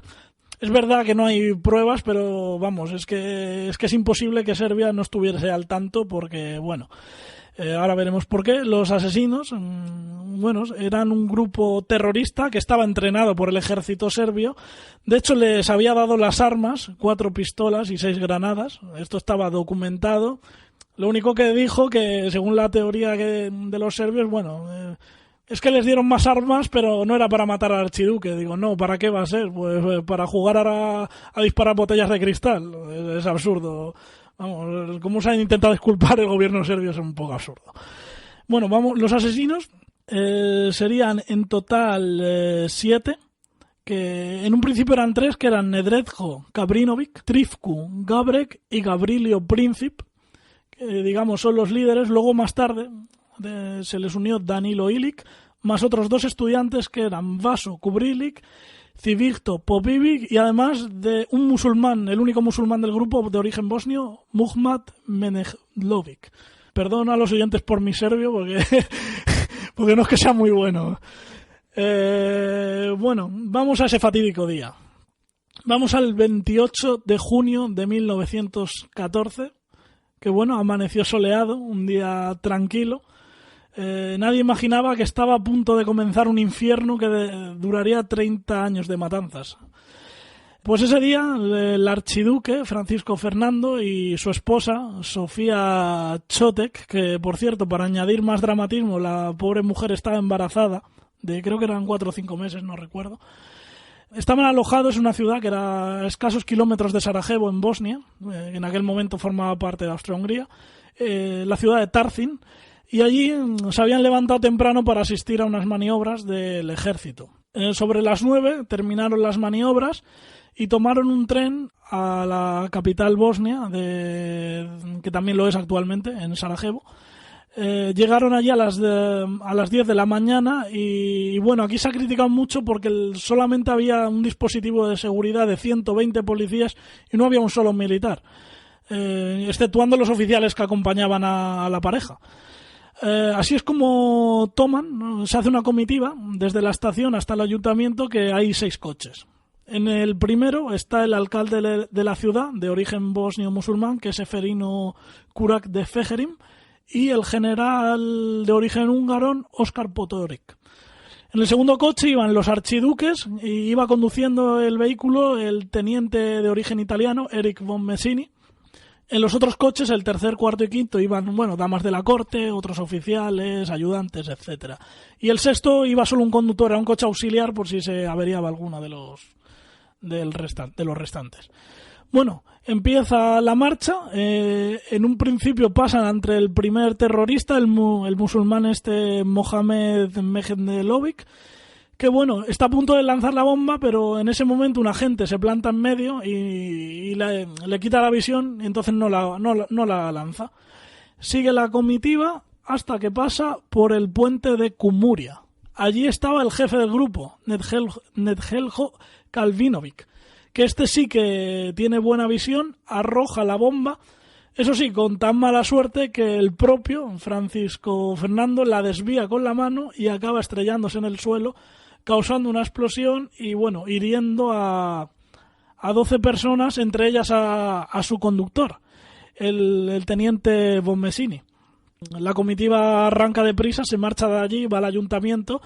Lógicamente el archiduque se queja ante el alcalde diciendo: esto es un escándalo, uno viene aquí de visita y le reciben con bombas.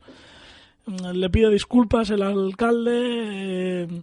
El caso que, aunque tenía que mantener una reunión política allí, dice que no, que el archiduque era muy cercano al pueblo y dice que no, que tiene su lugar es estar con los heridos en el atentado.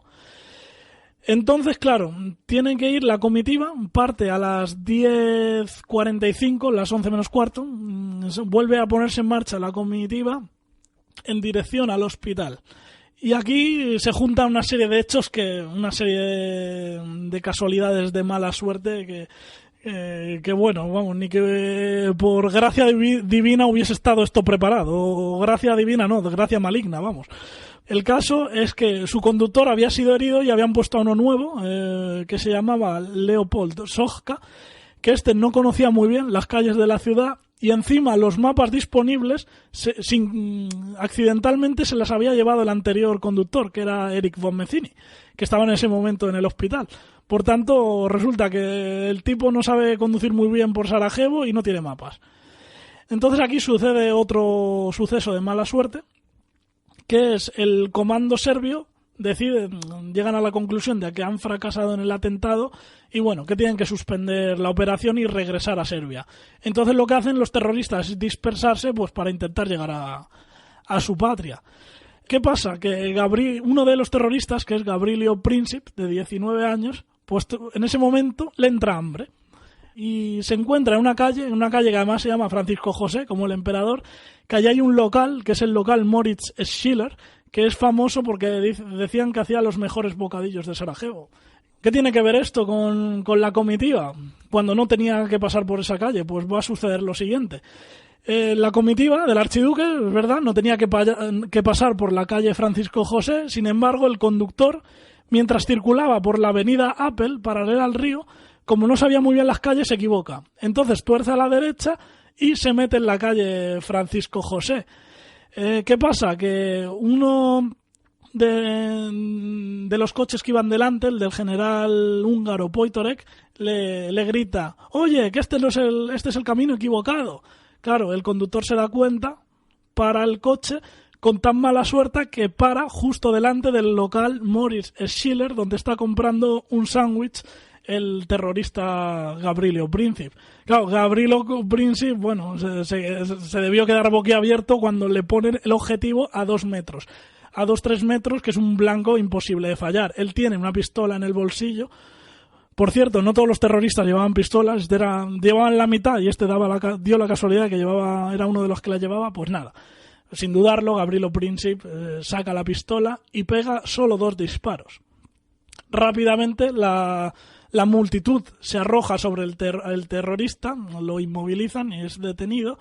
Y bueno, los archiduques, en un principio un poco como si piensan que no les ha pasado nada. Hasta que Sofía, su mujer, ve a su marido que tiene sangre en el uniforme y le dice: por Dios, ¿qué te ha pasado? Justo después de decir esta frase, la misma Sofía se desploma y muere. También muere su bebé, del que estaba embarazada, el bebé nonato. El pobre archiduque, afligido, se incorpora sobre su mujer, le dice: querida Sofía, no te mueras, hazlo por nuestros hijos. No sirve de nada porque también se desmaya Francisco José, eso sí vive durante unos minutos. El general Poitorek le intenta reanimar y bueno, sus últimas palabras, que dirá a las 11:30 de la mañana, será: no es nada, no es nada. Y en ese momento su vida se apaga. Decir que aparte de ser otra de las maldiciones de la familia Habsburgo, esta sí que va a ser una maldición que va a recaer sobre la humanidad. Sofía, que va a ser la primera en morir, va a ser la víctima número 1 de millones y millones de personas.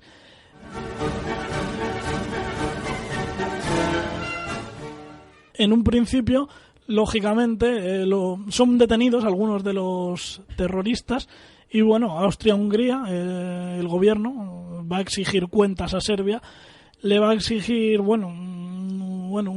prohibir a los partidos nacionalistas, a la prensa, todos los movimientos austriacos. Serbia, es decir, lo va a cumplir a rajatabla. Hay una cláusula que no pueden los serbios permitirse porque iría contra su constitución, que es entregar a los asesinos que no habían sido capturados. ¿Qué pasa?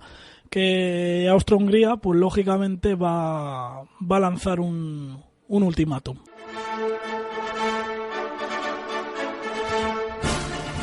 El Imperio Austrohúngaro se vio con el apoyo de Alemania, que le aseguró que iría a la guerra si tenía que ir a la guerra, y lanzó un ultimátum que a lo mejor en otras circunstancias, si hubiese habido tantas bracuboconadas, no hubiese degenerado lo que degeneró. Pues sí, de todas formas aquí es que son todos muy culpables. También nos regimos por lo que sabemos hoy en día, pero aquí Es muy raro que Serbia no quisiese entregar, si no quería ser invadida, no quisiese entregar a los terroristas. Y lógicamente es porque estos terroristas hubieran cantado. Y bueno, y es que estaba todo el gobierno serbio metido detrás de este asesinato, posiblemente, por lo menos las altas esferas, a lo mejor no todo el gobierno, pero las altas esferas militares, incluso, por qué no decirlo, quizá el rey Pedro de Serbia. Lo que bueno, esto es aventurarse a decir esto. Y bueno, el caso lanza un ultimátum, Serbia no responde. ¿Qué hace Austria? Pues movilizar al ejército en la frontera con Serbia. Rusia, que tenía una alianza con Serbia en ese momento, el zar Nicolás II, pues bueno, moviliza las suyas contra la frontera galiciana en la parte oriental de Austria-Hungría. Y Alemania, que tenía firmada la triple alianza con Austria-Hungría, pues bueno, moviliza sus tropas en el este con Rusia. Eso hace a la vez que Francia, que tenía otra alianza con Rusia, pues movilice a las suyas ya en el oeste de Europa, lo cual va a seguir la movilización de la Marina Británica en el Mar del Norte. Al final el 28 de julio de 1914, el ejército austrohúngaro cruza la frontera con Serbia. Rusia inmediatamente declara la guerra a Austria-Hungría, empiezan a tirotearse en la frontera galiciana y Alemania igualmente declara la guerra a Rusia y empieza la guerra en el frente oriental. El 3 de agosto, Francia, que está claro que va a entrar a favor de Rusia, pues bueno, el 3 de agosto los alemanes se adelantan, cruzan la frontera con Bélgica e invaden Francia. Bélgica, que en este caso tenía una alianza con Gran Bretaña, pues bueno, hace que el día 4 de agosto Gran Bretaña y todo el imperio, toda la Commonwealth, Australia, Canadá, Nueva Zelanda, etcétera, declaren la guerra a Alemania. Luego se irán sumando otros países, el Imperio Otomano, que llamará la Guerra Santa, y la contienda se extenderá por todas las colonias del globo. Entrarán pues Italia, Portugal, Bulgaria, Montenegro, Rumanía, Grecia e incluso ya lo último los Estados Unidos y otras muchas naciones. O sea, tenemos una tragedia sin precedentes que además durará hasta el año 18. Las armas no callarán en el año 18, se firma una paz, vamos a decir, provisional, pero bueno, sigue habiendo conflictos de baja intensidad y totalitarismos que seguirán matando y bueno, las hostilidades que realmente nunca se terminaron se reanudarán otra vez ya mucho más violentamente, tanto en Europa como en Asia, en el año 37 con la invasión japonesa de China en Asia y en el año 39 cuando Hitler invade Polonia se volverá a reanudar y bueno, no se terminarán hasta que se lancen dos bombas atómicas sobre dos ciudades, en Hiroshima y Nagasaki, y no terminará este infierno que empezó el 28 de junio de 1914, no terminará hasta el 2 de septiembre de 1945. En este periodo, que hay muchos autores que ahora empiezan a denominar la guerra de los 30 años, como esa que hubo en el siglo XVI, pues realmente fue una guerra que no terminó. Desde el 14 al 45 se combatió ininterrumpidamente. Pues bueno, podemos hablar de 150 millones de muertos, incluso más. O sea, casi un 10% de la humanidad muerta en combate o asesinada.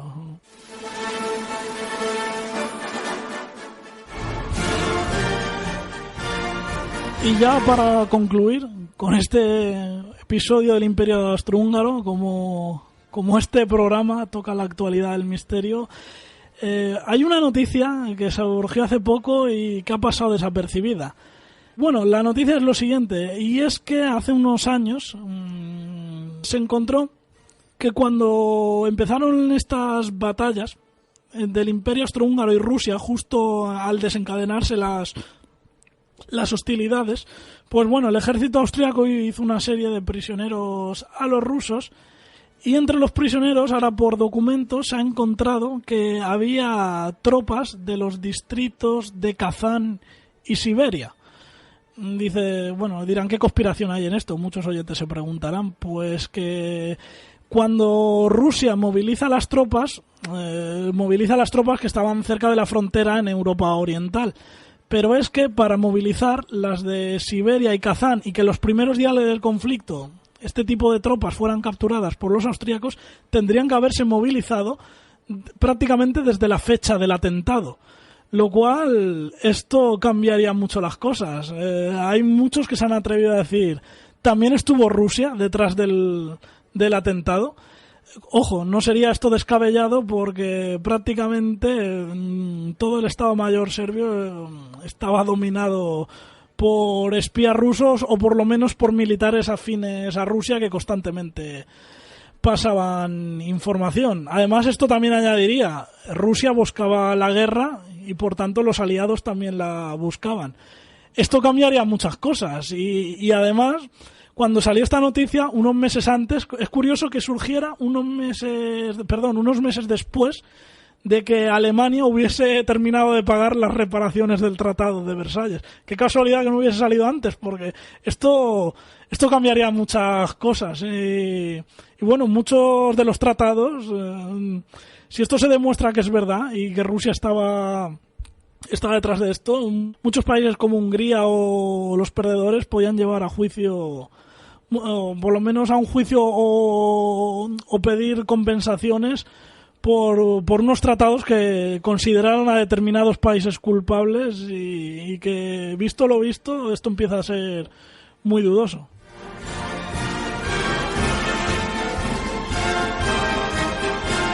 Como siempre, la línea entre la historia y el misterio es muy, muy fina.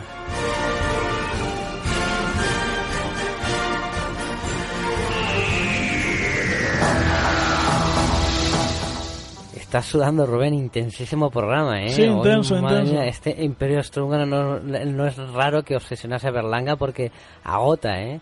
Es un tema muy Además que denso. siempre está en nuestra memoria. Sí. Todos los días 1 de enero nos despertamos con esta maravillosa música en Viena que nos transmite la televisión. Exacto, ¿no? sí, con el concierto de Año Nuevo. Y sí, es un tema intensísimo que lo hemos intentado desvelar, los hechos más oscuros podríamos decir, de la historia de este Imperio Austrohúngaro, pero está claro que nos hemos dejado muchas cosas en el tintero, Sí, pero bueno, ha estado muy bien el programa, hemos desvelado muchas cosas, muchas conspiraciones y bueno... Nada a decir respecto a lo de la primera parte del programa, el libro de la guerra en Jin, que a los oyentes, que la mayoría son de Toledo, aquí en la ciudad solamente lo pueden encontrar en la librería Hoja Blanca, que está en el casco. Para los de Talavera está en el Corte Inglés.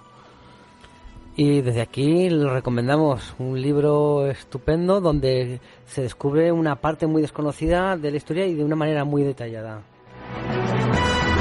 Pues muchas gracias, Rubén.